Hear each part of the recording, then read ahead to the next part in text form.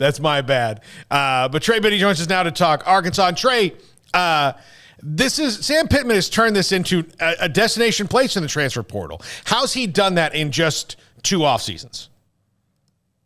Well, I think it's part of the culture that Arkansas has built. That's been a big part of it. I think players see the rise that Arkansas has had these last few years, and there's probably a little bit of hesitancy after, obviously they won 4 games over a 2-year span, and Pittman comes to Arkansas after being an offensive line coach, leads them to 3 wins, and they go from there to putting together a really nice season last year. And I think there were some guys like Landon Jackson who went to LSU, probably would have gone to Arkansas coming out of high school had he not been scared off by 4 wins, over the 2-year span. Dwight McGlothern is another guy that was really close to committing to Arkansas, but went to LSU instead because of the difference in winning. And so when they had a changeover with the coaching staff, Arkansas was able to capitalize with those 2 guys. Jaden Hazelwood, who was at Oklahoma, former number 1 ranked wide receiver prospect in the country, led Oklahoma in catches and touchdowns last year. His high school coach is Jimmy Smith from Cedar Grove, Georgia, who is Arkansas's running backs coach now. So there was a connection there that they were able to build on. So the Drew Sanders one was just really an opportunity to play linebacker in the SEC, and he was at Alabama where they were just stacked at his position. Started a few games there, got hurt, lost his starting spot, and looking for another place in the SEC to play, and there was Arkansas. So worked out there, and that's kind of been the case with a lot of places. You build on your connections, and you have a culture where the players like being a part of Sam Pittman's Razorbacks, and they've been able to build on that. Anybody of importance that you feel like takes away from the roster next year that decided to enter the transfer portal?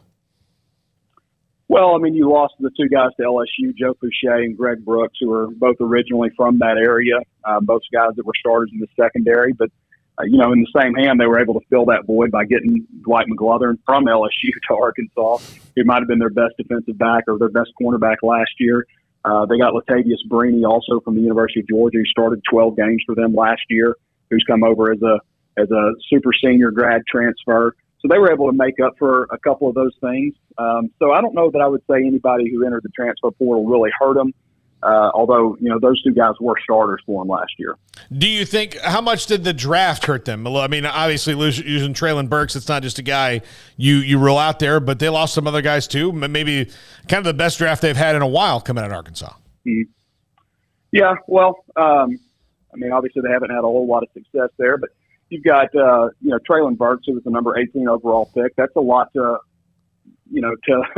try to fill in for. He had over 1,100 receiving yards last season, led him in touchdowns, led him in catches. So they've got some guys to probably make up in more of a dispersed, way. I don't know that there's one guy that's going to jump in and catch 66 passes for him next year. But they got Jaden Hazelwood from Oklahoma out of the transfer portal to help fill that void. Keaton Jackson was their top-rated recruit in the class of 2021, so they're looking for him to make a step forward.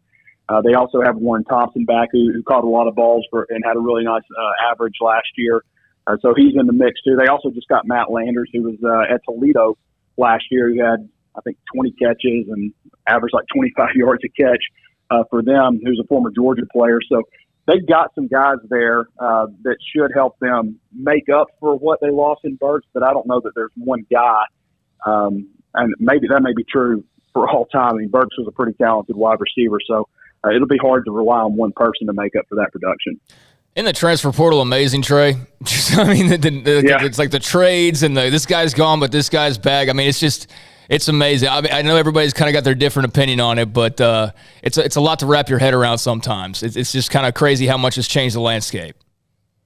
It really is. And, it's you feel like when, I know Arkansas fans talking to them, when Arkansas loses a player, this whole thing is corrupt and it's got to stop. They got to figure out a way to end it. And then you get Jaden Hazelwood out of the board and you're like, well, maybe it's not so bad. And yeah, I think ultimately it has benefited Arkansas.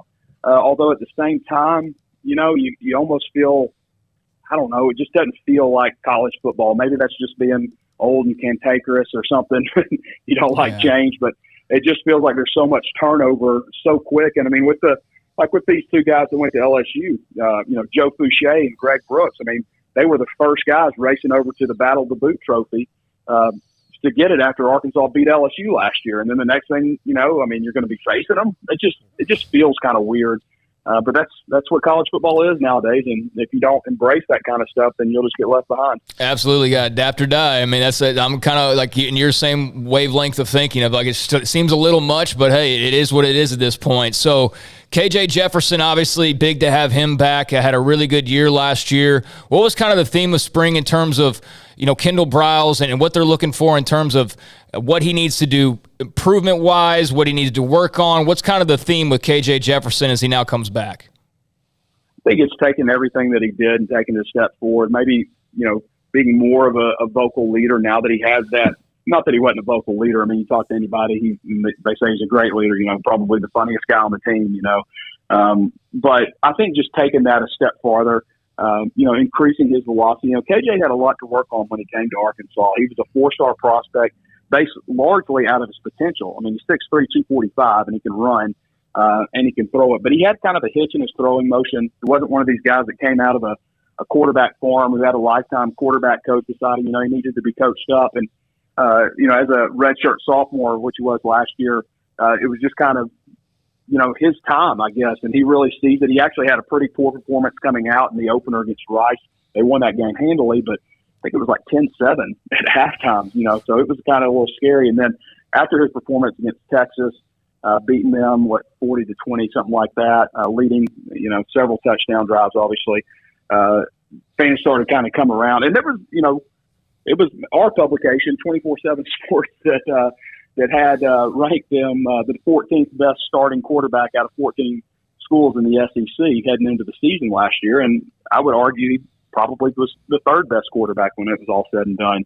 So I think it's just building on what he did last year. Obviously, he's got to find a rapport with some new wide receivers and try to figure out how to make up for that lost production. And he could also probably maybe learn to slide a few times. He likes to send a message. Like I said, he's 6'3", 245. He can really he led him in rushing last year. He had like 685 rushing yards. But he likes to bowl over safeties and kind of send the message, as Sam Pittman would put it, that this is all day. And so maybe start sliding a little bit here and there, because there were some games he had to come out of because of getting banged up. Trey Biddy, hogsports.com, with us here, 24/7 Sports Network. Trey, I want to go back to something you said about the guys running to go get the trophy. I do think also, like, people from our era grew up with, like, listen, if I'm going to go from one school to the next, there are certain, like, I'm not going to go from Arkansas to LSU. I'm not going to go from LSU to Alabama. I'll go from Alabama to Ohio State. They don't play each other. Mm-hmm. But, look, I'll just say this. I worked at Target for one summer when I was in college. I still get snooty when I walk into a Walmart. Like, there's just kind of a different thing about the Lord. That's what I think I'm most surprised about, that you would leave a team and go to their rival just like that. Yeah. Yeah, I think so too. And it used to be, you could do that, but you had to get cleared by the head coach. Mm-hmm. He had to sign off on it, or you could transfer over there. You're going to have to sit out anyway, the way the old rules were. But he could tell you, like, hey, it's okay for you to go to this school, and this school. I got some contacts here. I'll reach out to them. But you can't go here. You can't go here. I won't sign off of it. So which means you could go there, but you wouldn't be on scholarship because the coach wouldn't sign off on it.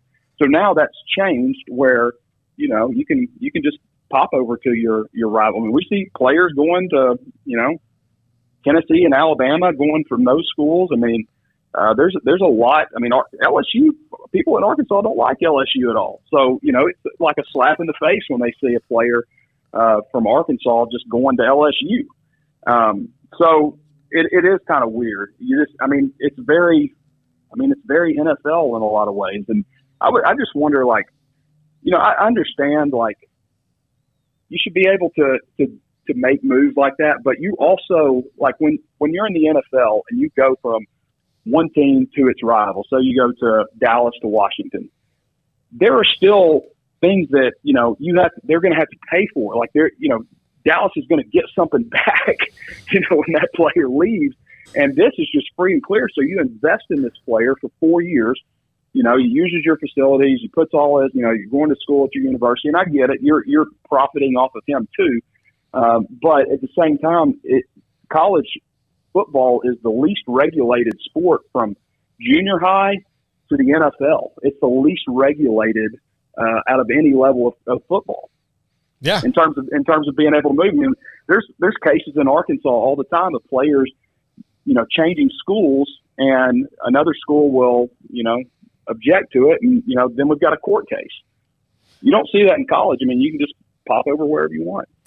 Trey, in terms of, and kind of in line with that, it's the NIL era now, right? It's the transfer era, the NIL era, all of that. How do you feel like Arkansas has kept up with the Joneses, so to speak? How are they, in your opinion, riding the wave of NIL and adapting to that? I think they are. I don't see like a whole lot. I saw KJ Jefferson did an Invisalign deal. Cool. I'm sure. Well, how much did that pay? You're right. Yeah. He got straight teeth, though. It's an Instagram post, Yeah. So he's a starting quarterback at Arkansas. I think what they've got to figure out a way to stop doing is recruiting based on NIL, buying recruits. That's what's happening. You get to college and stuff, and you're making a name for yourself, and somebody wants to pay you fair market value to endorse a product. I think that's fine. But what I don't like about the NIL is we are seeing recruits going places where they're paying the highest dollar. Right. And you're supposed to go to college because it's got your major. You really jived with the players there. You like the coaching staff. The town blew you away. Those kinds of things. And in addition to that, hey, I could probably make some money at this school. That should be one factor, but it shouldn't be I'm going there because they're basically going to pay me this amount of money. Arkansas has done some good things. There are some charitable organizations but again, 75% of that, of a 501c3 has to go, I think it's 75%, has to go to the actual charity. So it's not like they're just bankrolling these kids. They're, it's a way to get these guys some money to start a charitable organization, basically, and also they make some money being, the front man for it, being the face of the organization. So, there are those kinds of things. We see some stuff with, car dealerships or, lawyer commercials and, those kinds of things like that. I haven't seen anything I don't think Northwest Arkansas is home to Tyson Foods, the world's largest meat producer, Walmart. So not Target, but Walmart, a lot better. But Walmart, which is the world's largest retailer, but you're not going to see those big companies like that put their name, behind, a 19-year-old kid that hasn't developed any kind of reputation. I don't think that's what we're seeing. I think it's more smaller, car dealerships, law firms, those kinds of things. Hey, to my defense, they show you for 3 days propaganda videos that are clearly were at that time pointed at Walmart and Kmart. Now Kmart's gone by the wayside, but they were specifically Target wears red shirts and both those companies wear blue shirts. And when they're showing how not to do something, they show a guy in a blue shirt. I didn't think about it once until I walked into a Walmart and went oh, this is what they're trying to tell me is bad. So, but anyway, Trey, thanks so much for joining. I got a couple more questions, actually, if you don't mind, Trey. A very easy schedule for Arkansas next year, obviously. Oh, yeah. Cincinnati right out of the gates. You got South Carolina after that. Then there's the Missouri State, so that'll be, what that is. But then A&M, neutral site, Bama, and the list goes on. But that first 5 weeks or so, that's going to be – we're going to know a lot about Arkansas, aren't we? Yeah. Don't gloss over that Missouri State game. That's true. Who the head coach of Missouri State is? Off the top of my head, no, I do not. Bobby Petrino. Oh, that's right. Yeah, that's right. Yeah. Oh, yeah. Oh, there's a little bad blood Bobby there. Petrino making his return to Fayetteville, Arkansas. Oh, man. Yeah. Arkansas obviously ought to win. They went to the FCS playoffs last year. But, yeah, you're right. Open up with Cincinnati, and I know they lost a lot to the NFL draft, including their quarterback, but it's still Cincinnati. They've had a lot of success every year, basically, since – Brian Kelly was there, really, maybe a little bit before that, so that's been a while. But, yeah, and then South Carolina, they were on the uptick last season, but they've got to come to Fayetteville. I think the game that's really kind of a concern is you get right in the middle of the season, right before your bye week, and you have to step out of conference and go to BYU in Provo. And BYU, they were nationally ranked last year, so that's kind of a scary one, but I like the way Arkansas looks this year. I felt like coming out of the spring, they look like they hadn't missed a beat. They're a really, really big team. They returned 4 starters, multi-year starters, not just returning starters, but guys that started, they're going into their 3rd or 4th year starting. on the offensive line, returned both their best running backs, their quarterback, probably their best tight end. I like what they did in the transfer portal on defense and returns some key players there. And special teams looks really strong.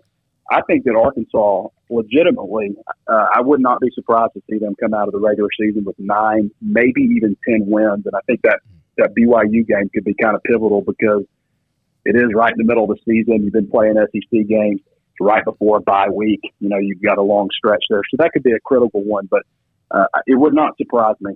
And I know Vegas has them 7.5. I'm taking the over on that all day.